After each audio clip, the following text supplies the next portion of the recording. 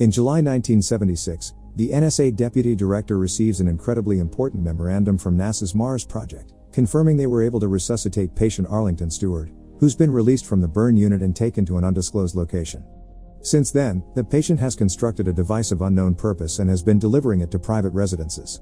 5 months later, in Virginia, Arthur and Norma Lewis are woken up at almost 6 a.m. by the doorbell. By the time Norma makes it to the door, she gets to see a black car leaving and finds a plain box at their porch. They decide to open it while having breakfast with their son Walter, and inside they find a wooden box with a button on it that can only be accessed through a key. There's also an envelope with a note that says Mr. Stewart will call them at 5 p.m., but they don't know anyone with that name. The family leaves for the day then. Walter goes to school, and Norma goes to her teaching job, where her student Charles asks her why she limps and to show them her foot. Seeing as she is being called out in front of the class, Norma takes off her boot and sock and shows everyone how deformed her foot is. Afterward, she's summoned by the school principal, who tells her they will no longer provide the faculty discount for her son's tuition as his nose starts bleeding. This news greatly distresses her, because her family is already living paycheck to paycheck. Arthur, meanwhile, goes to his job at NASA. After watching a press conference about what the spacecraft Viking 1 found on Mars, for which he designed the camera, he goes to the labs, where he continues to work on a prosthesis for Norma's foot. He's suddenly interrupted by one of his bosses, Norm Cahill, who brings him a letter with the results of his astronaut application. He's been rejected because he hasn't passed the psychological exam. Everyone thinks this is rather strange. When Norma returns home, she receives a visit from a man with the side of his face burned. It's Mr. Stewart, who is here to explain the purpose of the box. He hands her the key that opens the lid that covers the button and says that if Norma presses it, 2 things will happen. Someone in the world they don't know will die, and she will get $1 million, tax-free in cash. As proof of his intentions, he gifts her a $100 bill before detailing the rules. He isn't allowed to disclose any information about the identity of his employers. Norma isn't allowed to discuss the details of this with anyone except Arthur, and she has 24 hours to make her decision. At 5 p.m. the next day, Stewart will come to pick up the box, which will be reprogrammed and taken to a new family. Before Norma can ask any more questions though, Stewart just gets in his car and leaves. Some hours later, Arthur returns home, and after the couple shares their bad news with each other, Norma tells him about Stewart and the box. Unable to agree on what to do, they leave the box in their safe before leaving for the theater while Walter stays with his babysitter, Dana. But even at the theater, they can't stop thinking and discussing the box, unaware someone is watching them. So when they return home, they grab the box and inspect it more closely, until Arthur manages to open its base and discovers it's empty inside, which makes them wonder how could someone know if the button gets pressed at all. If they don't decide quickly and solve their financial problems, Norma will have to cancel her foot surgery. The next day, one of Arthur's co-workers, Jeffrey Carnes, receives a call from his wife to tell him she saw a woman being kidnapped while she was in the grocery store. Jeffrey tells her to go home and lock all the doors, unaware he is being watched from afar by the same person that has been following Arthur and Norma. After work, Arthur takes the $100 bill back to Norma and informs her the tests he's run confirm the bill is real, so after some discussion, Norma goes ahead and pushes the button. In another part of the city, the cops arrive at a house after the neighbor called 911 to report some screaming and a gunshot. They find a dead woman and a little girl locked in the bathroom. Moments later, Stewart visits the Lewis and gives them a suitcase with $1 million before leaving with the box, which he'll take to a new person they don't know. Arthur follows him to the car and tries to give him the suitcase back, but Stewart ignores him and drives away. The couple gets to see his license plate though, and they write it down. At the police station, Norma's father, Dick Burns, is working on the dead woman's case. They find out she's Jeffrey's wife, but Jeffrey himself is nowhere to be found, although some witnesses saw him run out of the house after the gun was shot. Later that night, Arthur gives Norma the prosthesis he's made, which fits her perfectly and allows her to walk without pain or limping. Afterward, they go to the rehearsal dinner of Norma's sister's wedding, where Charles is working as a waiter. Norma's parents are raffling the donated gifts for the holiday season, and the first winner is Arthur, who chooses the plain brown box, which looks like the one Stewart left them, after Charles flashes him the peace sign. He takes it with him to the table and opens it with Norma, finding inside a picture of Stewart from when he still had his whole face. Moments later, while having a drink with Charles, Arthur gives him Stewart's license plate number so he can use his police resources to find out who this man really is. He also cannot help noticing how Charles keeps on watching him, so he asks another guest about him, getting upset when he hears this kid embarrassed his wife in front of the class. Meanwhile, a waiter with a bleeding nose tells Norma she has a phone call. It's Stewart, who tells her there will be consequences for having asked the police about his car. After hanging up, Norma rushes out of the room when she hears some noises outside. It's Arthur, who is aggressively confronting Charles for what he said to his wife. Not wanting to make a scene, she pulls him away and asks him to go home, but when they get in the car, they find the words "no exit" written on their window and Charles flashing the peace sign at them again. Back in the house, Dana is doing her best to entertain Walter while ignoring the shadows outside the window, and they both fall asleep by the time his parents come back. Arthur offers to drive her to her place, and she tells him she's staying in a motel before she starts making cryptic comments that suggest she may know what he's going through. When Arthur asks her for advice, she responds to look into the light, then passes out with a bleeding nose.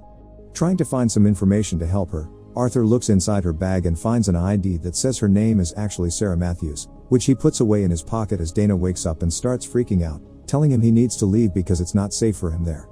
When she enters the motel, every guest comes out to stare at her as she makes her way to her room, where she keeps a big board with a map and pictures of the Lewis family. The guests then go to the motel pool to stare at the water. Arthur returns to Norma and tells her Dana has lied about her name and the place she's from, and Norma explains this is what Stewart probably meant when he said he has employees that can tell him what they do. While looking at Stewart's picture, Arthur realizes he's seen him before and rushes to look at a poster of the first Viking trip to Mars. Stewart is there as one of the workers of the mission. The next day, Stewart calls Norma to warn her about possible consequences again. Norma asks him to meet in person, and when Stewart tells him he's in his backyard, Norma notices a random man outside, staring at her with his mouth open. Stewart hangs up on her at his hidden office behind NASA's wind tunnels. One of the NSA employees goes to see the NASA bosses to demand even more things, this time asking for the hangar and the lunar lander for activities he isn't allowed to explain but that will involve NASA employees. Kyle isn't happy with this, but he has no choice but to accept. Arthur visits Dick at the police station to see if he has any news about the license plate, which turns out belongs to an NSA car. When Arthur sees the pictures of Jeffrey's wife and hears she died at the same time they press the button, he asks it to take him to the crime scene. At Jeffrey's house, Arthur finds a picture of Stewart and something called Human Resource Exploitation Manual with some numbers under it, so he steals the picture for himself while Dick isn't looking. Meanwhile, Norma is shopping with his mother when a woman approaches her and tells her the NSA is letting him do it, that NASA can't stop him, and that the subjects are all under 40, happily married with a child. The woman also gives her a note with a number that Norma should follow when going to the Richmond Library and tells her not to trust anyone, not even her husband, before passing out with a bleeding nose. Both Norma and Arthur go to the library to see where the numbers they got take them. Norma finds a recording of the NASA hangar and the damage caused by the lightning that struck months ago. There's also a clip of a NASA press conference Stewart attended before the tragedy. After watching the whole video, Norma is guided by two women to where Stewart is waiting for her for a chat. He tells her that since he got struck by lightning, he's been in communication with those that control it. He also wants to know what Norma felt the first time she saw his face, because he thinks it probably was pity. Norma's answer, however, is love, because she knew how much pain disfigurement could cause in someone's life, but at least she could keep her hidden, while he had to carry his on his exposed face. After seeing him, Norma would never feel sorry for herself again. Surprised by her words, Stewart asks her to take his hand, and when she does, she falls unconscious. Arthur finds a book about lightning and a newspaper article about the time a NASA employee got struck by lightning, and as he leaves the room with it, he starts being followed by a group of library guests. He tries to leave through the reading room, but the people there also stand up to look at him, and his way is blocked by Stewart's wife, Clemeny, who tells him the library is for employees only and that they are all being tested. Then she takes him to another room where 3 gateways await on the floor. Arthur must choose carefully because only one is the path to salvation and the other 2 take you to eternal damnation. Clemeny extends her hand and starts bleeding as she activates the gateways, which become 3 columns of water, and Arthur doesn't hesitate to choose number 2 as he remembers what Charles signed to him during the party.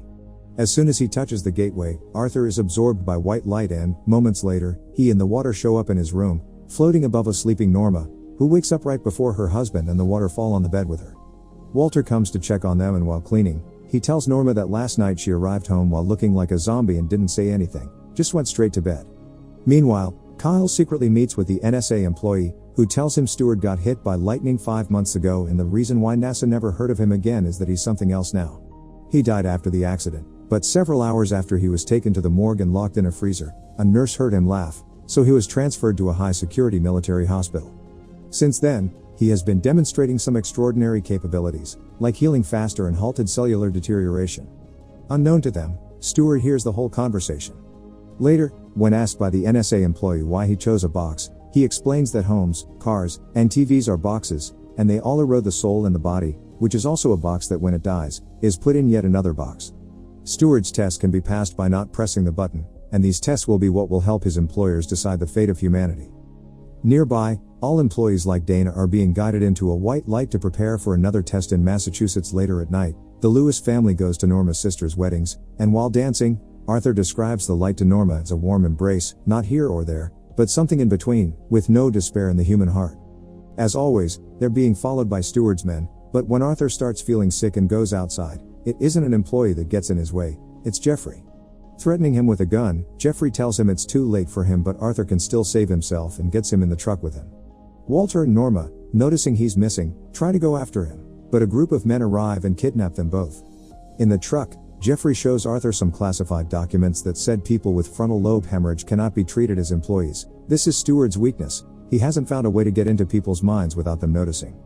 He has all important agencies like the FBI under his control, but he can be killed. They've taken Arthur's son to the motel the same way they took Jeffrey's daughter, and he's being lowered into the pool, which is another gateway. Jeffrey had to kill his own wife for the sake of his daughter, who went through the same thing, and Steward made him choose between them.